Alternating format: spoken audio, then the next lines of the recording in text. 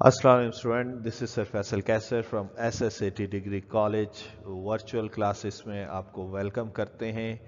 आज हम एक दफ़ा फिर फर्स्ट ईयर अकाउंटिंग की MCQs को डिस्कस करेंगे।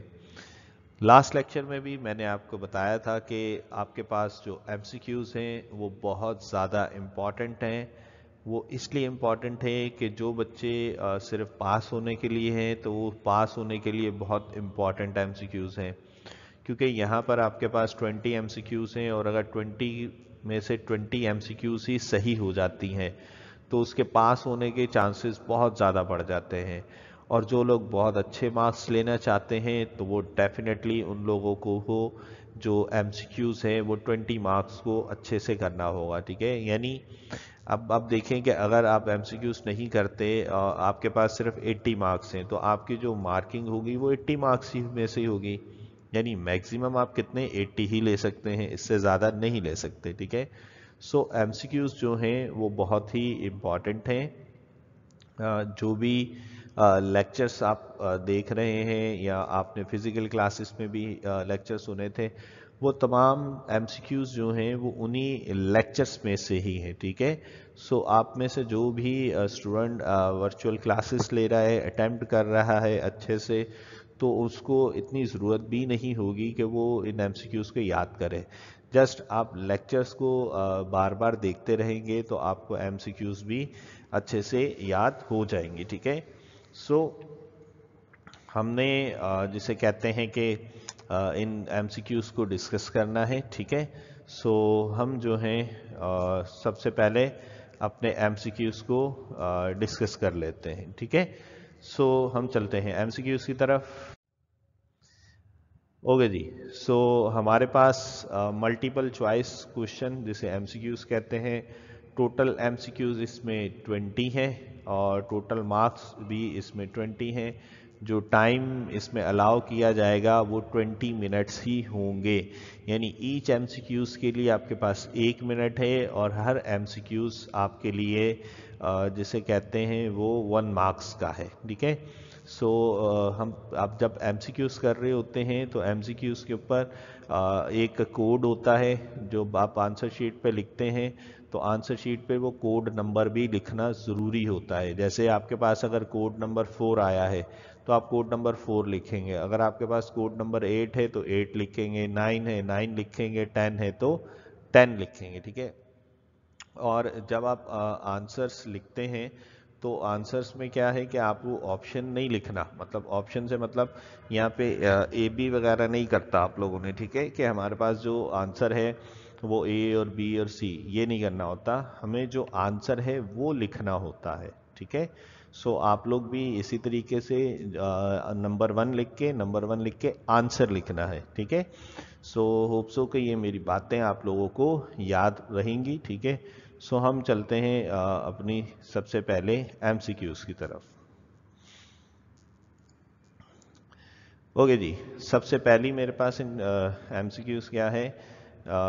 Investment of a owner into business is called. ठीक है, अगर कोई बिजनेसमैन इन्वेस्ट करता है, ठीक है ना, is credit to, sorry, investment of owner into business is credit to, वो जो इन्वेस्टमेंट होती है वो किस अकाउंट में जाकर क्या होती है, मेरे पास क्रेडिट होती है। ठीक है, अब जिन बच्चों को इंटरेस्ट पता है तो उसको पता भी होगा कि जब इन्वेस्टमेंट की जाती है तो जाहिर सी बात है इन्वेस्टमेंट को हम लोगों ने 2 जगह पे रिकॉर्डिंग करनी है। एक कहाँ पे रिकॉर्ड करनी होती है, हमें डेबिट में, और उसी के अगेंस्ट कहाँ करनी होती है, क्रेडिट में। तो अब ये पूछ रहा है कि क्रेडिट में, जो आप क्रेडिट में लिखोगे, ठीक है, वो किस अकाउंट में लिखोगे। ठीक है, सो हमारे पास जाहिर सी बात है अगर हम लोग एंट्री की बात करते हैं तो एंट्रीज में आपके पास जो एंट्री बनती है वो क्या बनती है, कैश डेबिट बनता है और कैपिटल क्या हो जाता है, मेरे पास क्रेडिट हो जाता है। ठीक है, सो कैश डेबिट और कैपिटल क्रेडिट। तो अब हुआ क्या कि इसने हमसे ये पूछा था कि भाई आपके पास क्रेडिट कौन सी चीज़ होगी। तो मेरे पास क्रेडिट क्या होगी, कैपिटल होगा। ठीक है, और डेबिट में क्या आ जाएगा, कैश आ जाएगी, यानी कैश डेबिट और कैपिटल क्रेडिट हो जाता है। ड्राइंग का मतलब तो आपके पास जो पर्सनल यूज़ होता है, ठीक है, इन्वेस्टमेंट से इसका कोई ताल्लुक नहीं है। लाइबिलिटी है तो लाइबिलिटी, तो इसका मतलब आपने कहीं ना कहीं लाइबिलिटी देनी होगी। ठीक हो गई बात।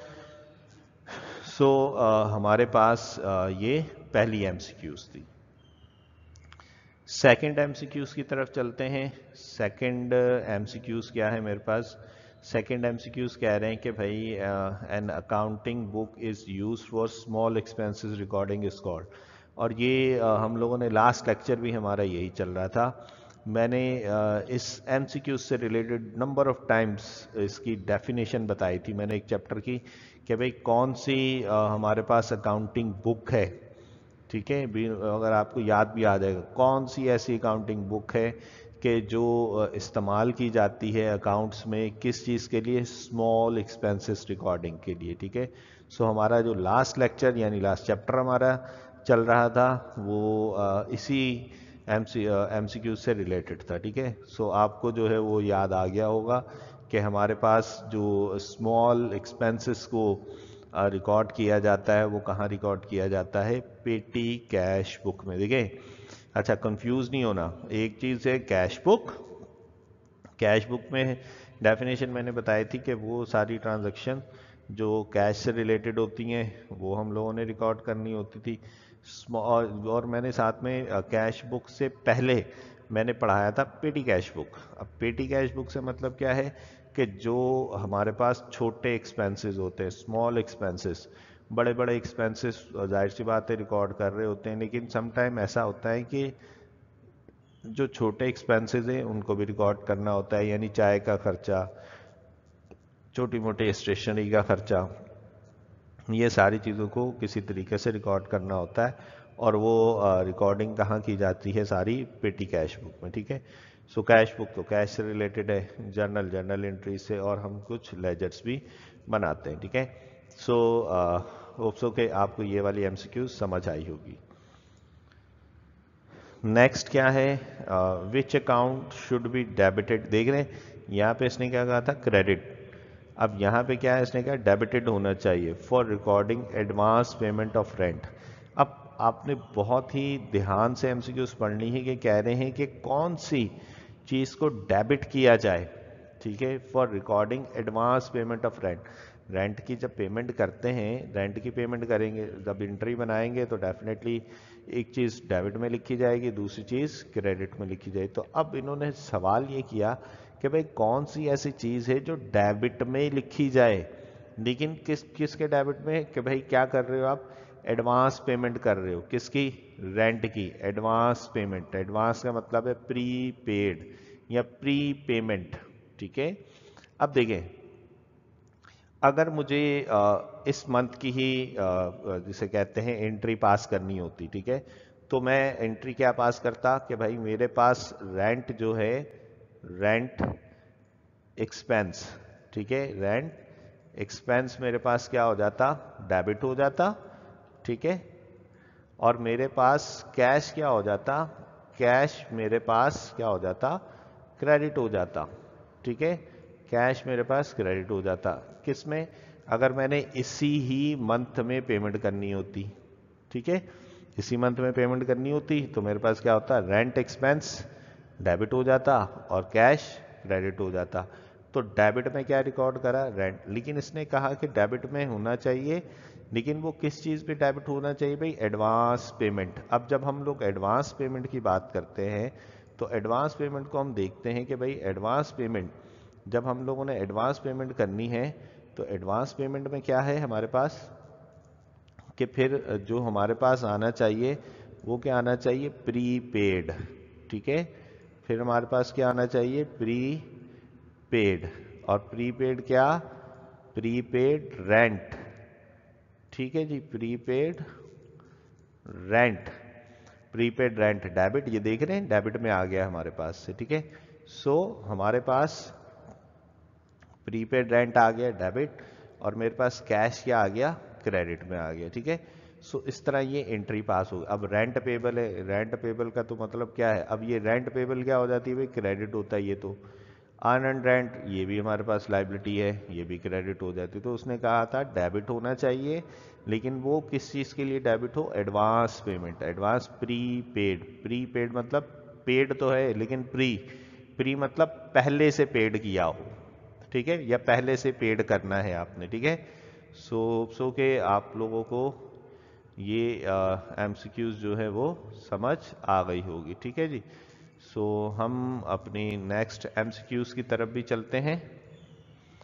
नेक्स्ट एमसीक्यूज क्या है मेरे पास जी, नेक्स्ट एमसीक्यूज है कि left side of every ledger. आपको याद होगा कि हम लोग क्या बनाते हैं, लेजर बनाते थे, ठीक है जी। और लेजर में क्या था, लेजर की जाहिर सी बात है आपको पता होगा कि दो साइड्स होती थी। एक साइड क्या होती थी, लेफ्ट साइड होती थी, और एक क्या होती थी मेरे पास राइट साइड पे। यूं करके बनाते थे ना, यूं, इस तरह करके, यूं करके बनाते थे हम लोग, ठीक है। सो अब इस सिचुएशन में क्या था, अब इस सिचुएशन में हमारे पास यही है कि भाई उसने कहा कि इसकी लेफ्ट साइड, ये देख रहे हैं, अगर मैं आपको लिख के दिखाऊं, ये आ गया इसकी डेबिट साइड, और ये क्या आ गई, इसकी क्रेडिट साइड आ गई। तो इसका क्या हो गया, एक तरफ लेफ्ट है, एक तरफ क्या है, राइट है हमारे पास से, ठीक है। सो अब अगर आपको जिसे कहते हैं चीज़ें पता चल रही हो, तो हमारे पास उन्होंने क्या कहा था कि भाई आपको लेफ्ट साइड ऑफ जिसे कहते हैं हमारे पास लेजर की क्या होनी चाहिए हमारे पास से। सो लेफ्ट साइड हमारे पास जो होनी चाहिए वो क्या होनी चाहिए, डेबिट वाली, ठीक है। ये क्या है मेरे पास, डेबिट वाली, सही है। So right answer is debit side, ठीक है। Left side of every ledger, हर लेजर की जो हमारे पास लेफ्ट साइड है, लेफ्ट साइड क्या कहलाती है हमारे पास, डेबिट वाली साइड होती है हमारे पास से, ठीक हो गई बात। चले जी, नेक्स्ट हमारे पास है नेक्स्ट एमसीक्यूज। नेक्स्ट एमसीक्यूज क्या है जी, accounting is also called the language of. Accounting जो है मैंने डेफिनेशन भी इसकी बताई थी आपको कि डेफिनेशन क्या है, कि अकाउंटिंग बेसिकली क्या है, लैंग्वेज है किसकी, बिजनेस की लैंग्वेज है हमारे पास से, ठीक है। सो अच्छा, अब बिजनेस मैंने बताया था आपको कि बिजनेस कोई एक टाइप का नहीं होता, बिजनेस तो हमारे पास से बहुत सारे टाइप्स के हो सकते हैं। तो हमारे पास क्या है, जैसे सोल प्रोप्राइटरशिप है, पार्टनरशिप है, फिर मेरे पास क्या है, कंपनी है। तो अब अगर आप देखें कि ये भी बिजनेस है, सोल प्रोप्राइटरशिप का मतलब सिंगल बिजनेस कर रहा है, और पार्टनरशिप का मतलब वो दो पार्टनर्स मिलकर कर रहे हैं, कंपनी का मतलब जाहिर सी बात है शेयर वेयर लोग आते हैं, सब इसके अंदर पैसा लगाते हैं। तो है तो सारे बिजनेस ही, ठीक है। तो डेफिनेशन वही है कि अकाउंटिंग जो है हमारे पास क्या है, लैंग्वेज ऑफ बिजनेस है। तो अब ये क्या है कि इस पे भी बिजनेस हो रहा है, डेफिनेटली क्या कहेंगे, accounting is also called the language of sole proprietorship की भी है, पार्टनरशिप की भी लैंग्वेज कंसिडर की जाएगी, और कंपनी की भी, ठीक है। समझ आ रहा है, क्योंकि ये तीनों चीजें क्या है मेरे पास, बिजनेस की है ना, ये तीनों क्या कर रहे हैं हमारे पास, बिजनेस कर रहे हैं। यानी इसका जो राइट आंसर होगा वो मेरे पास क्या होगा, ऑल ऑफ दिस, यानी ये सारे जो है मेरे पास क्या है, आंसर बिल्कुल करेक्ट आंसर है, ठीक है। सो होप सो के आप लोगों को यहां तक जिसे कहते हैं ये 5 एमसीक्यूज समझ आई होंगी, ठीक है। नेक्स्ट चलते हैं हम लोग। अच्छा जी, नेक्स्ट क्या है, following accounts are appear in the basic accounting equation. अब अकाउंटिंग इक्वेशन मैंने पढ़ाई थी, ठीक है। अकाउंटिंग इक्वेशन क्या थी भाई, अकाउंटिंग हमेशा इक्वेशन होती है कि एसेट्स, ठीक है, बराबर होते हैं, ये इक्वल होते हैं लायबिलिटी प्लस कैपिटल, ठीक है।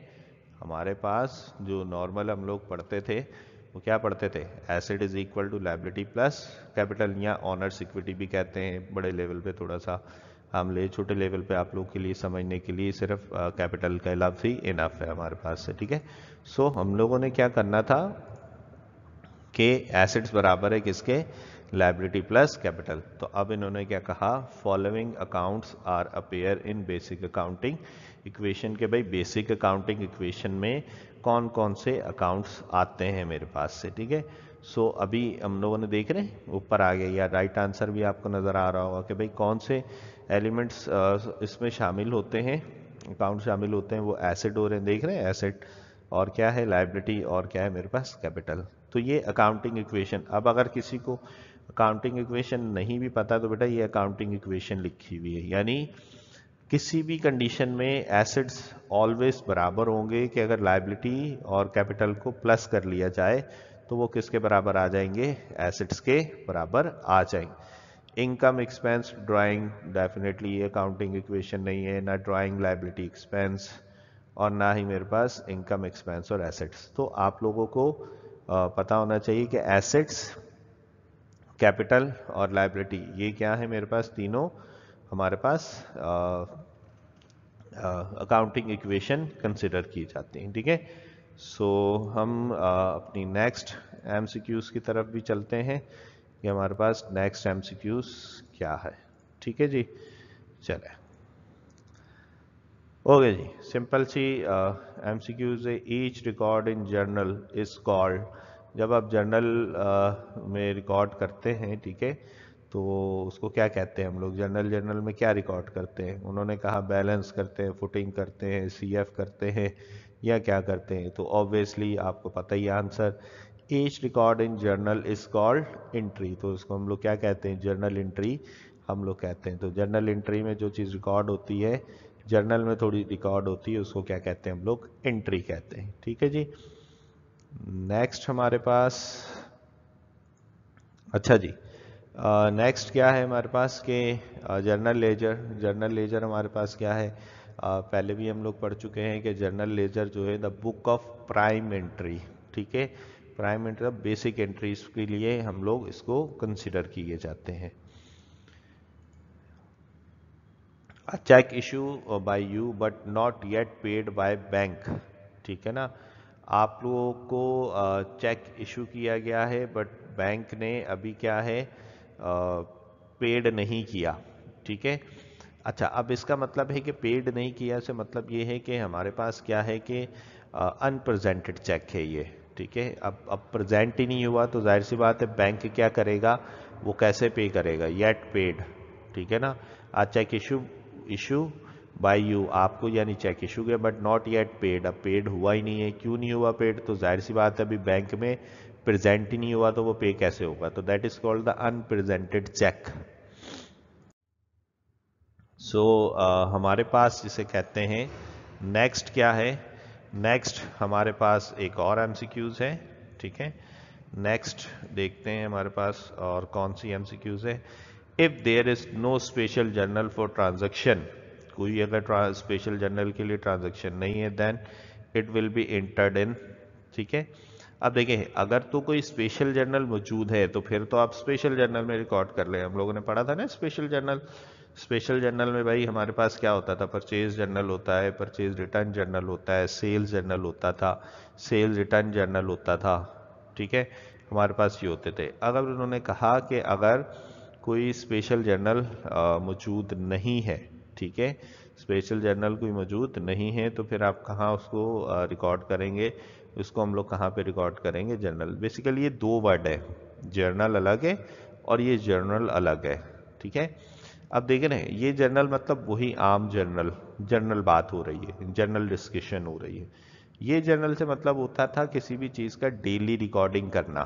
ठीक है, इस मतलब का मतलब क्या है, किसी भी चीज़ की daily, day to day recording करना। तो जर्नल यानी आम एंट्री, जो आम ट्रांजैक्शन है उसको रोज के रोज आपने क्या करना है, रिकॉर्ड करना है। ओके जी, नेक्स्ट क्या है हमारे पास, it is not an assets. अब एंट्री ध्यान से पढ़नी है, कह रहा है it is not an asset, ये नहीं पढ़ना इट इज एन एसेट्स कि ये एसेट है। कह रहा है कि इसमें से क्या है जो हमारे पास एसेट नहीं है।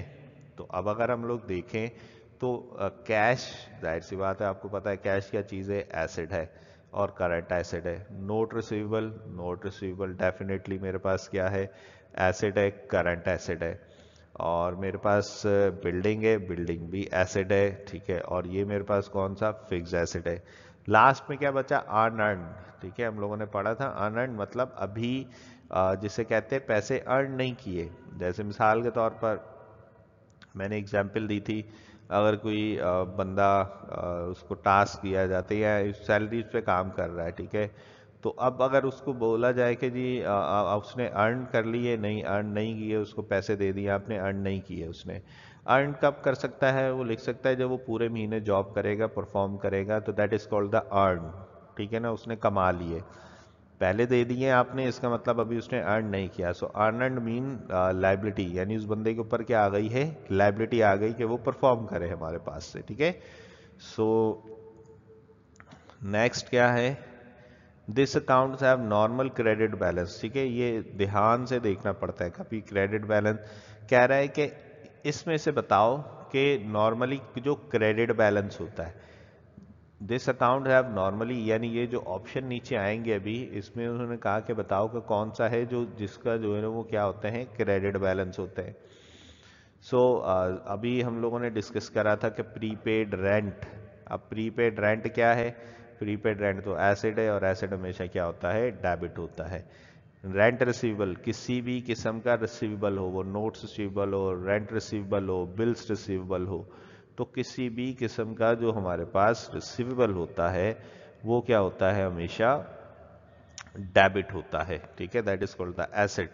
इसके अलावा रेंट एक्सपेंस, रेंट एक्सपेंस हमारे पास दो ही चीज़ें अकाउंटिंग बाय नेचर्स में डेबिट हो रही होती हैं, एक एसेट हो रहा होता है और दूसरा एक्सपेंस हो रहा होता है। तो एक्सपेंस भी डेबिट हो गया, रिसीवेबल भी एसेट है डेबिट, और प्रीपेड रेंट भी एसेट है डेबिट हो गया। हमारे पास ये वाली जो है, ये ट्रांजैक्शन क्या कहलाती है, ये ट्रांजैक्शन हमारे पास कहलाती है अर्न एंड रेंट, ठीक है, यानी लाइबिलिटी। तो हमारे पास जो क्रेडिट है, ये दो तो हमारे पास तीनों क्या होंगे, डेबिट, पर क्रेडिट में क्या है, अर्न एंड रेंट, लाइबिलिटी है, क्रेडिट होती है मेरे पास से, ठीक हो गई बात। चले जी, नेक्स्ट क्या है, the claim of creditors against the assets of business are known as.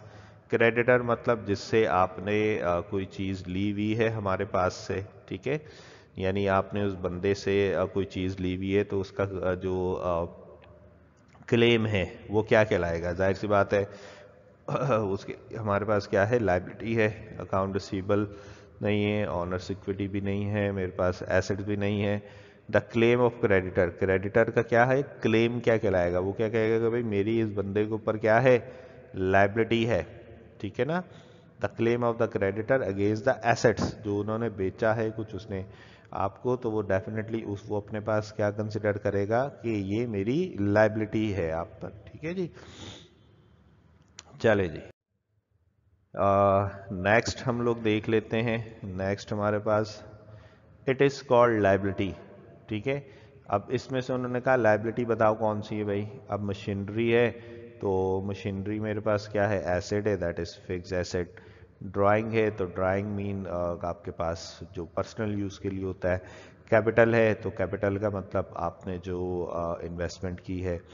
Overdraft, overdraft से क्या मतलब था, ओवरड्राफ्ट से मतलब ये था कि अब अगर आप बैंक से कोई पैसे ले लेते हैं, ठीक है, यानी आपके पास सपोज आपके अकाउंट में 5,000 हैं, आपने यहाँ से चेक इशू करके दे दिया 10,000 का, तो आपने बैंक में या तो पहले से ही एक फॉर्म होता है, या आपकी इतनी अच्छी बैंक वालों के साथ गुडविल बनी हुई, मतलब एक अच्छी बॉन्डिंग बनी हुई है, तो फिर वो अलाउ भी कर देते हैं, ठीक है, अदरवाइज हर एक को नहीं होता, ठीक है, उनके बहुत जिसको कहते हैं वो समझते हैं कि इनका अकाउंट हमारे पास कंटिन्यू चल रहा है, तो आपको वो 5,000 जिसे कहते हैं एक्स्ट्रा दे देते हैं, यानी आपने आपके अकाउंट में 5,000 थे, आपने चेक किया इशू 10,000 का, तो 5,000 कहाँ चले जाएंगे, बैंक अपनी तरफ से दे देगा, लेकिन अकाउंट आपका किस में चला जाएगा, माइनस में, तो उस चीज़ को हम लोग क्या कहते हैं, ओवरड्राफ्ट।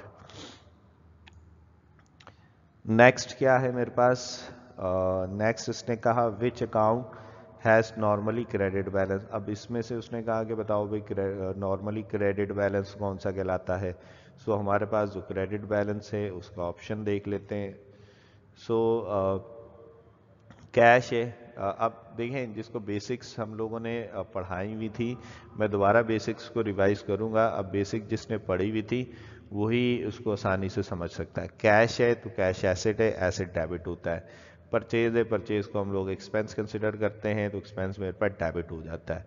अच्छा, ये अगर ये याद रखिएगा, परचेज मेरे पास डेबिट है तो परचेज रिटर्न मेरे पास क्या होगा, क्रेडिट अपोजिट।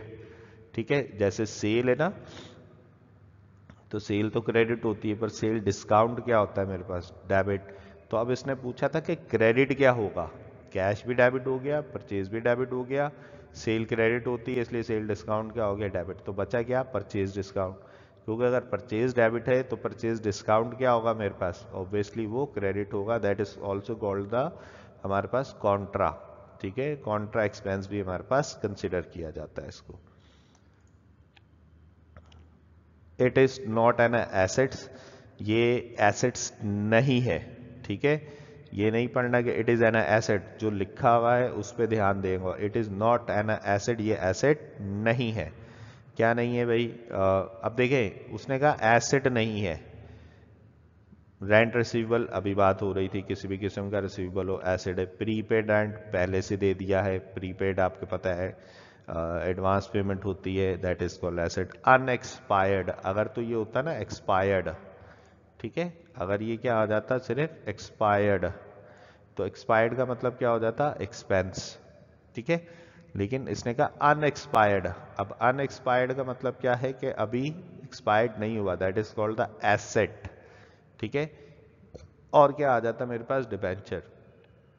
डिबेंचर बेसिकली क्या है, डिबेंचर को हम लोग कहते हैं लाइबिलिटी को। ठीक है, इंशाल्लाह अब ये एक टॉपिक हम लोग बाद में पढ़ेंगे, शेयर्स एंड डिबेंचर्स का। ठीक है, तो फिर हम इसको डिटेल से डिस्कस करेंगे कि डिबेंचर्स हम लोग किसे कहते हैं। डिबेंचर्स फिलहाल ये समझ लें कि debenture is called the liability. ठीक है, ये क्या है मेरे पास, लाइबिलिटी है।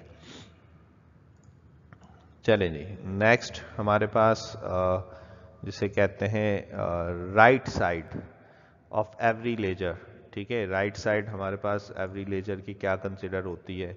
ठीक है, तो राइट साइड डेफिनेटली हमारे पास क्या कंसिडर होती है, क्रेडिट साइड। ठीक है, हम लोगों ने जब टी अकाउंट बनाना था तो ठीक है, यह देखते थे, ये एक तरफ क्या था मेरे पास, डेबिट, और एक तरफ क्या था मेरे पास, क्रेडिट। सो राइट साइड जाहिर सी बात है, ये मेरे पास लेफ्ट है, ये मेरे पास राइट है, तो राइट साइड क्या कहलाएगी मेरे पास, हमेशा क्रेडिट साइड ही दिखाएगी। ठीक है जी, चलें जी, होप सो कि ये यहाँ तक आपको समझ आ गया।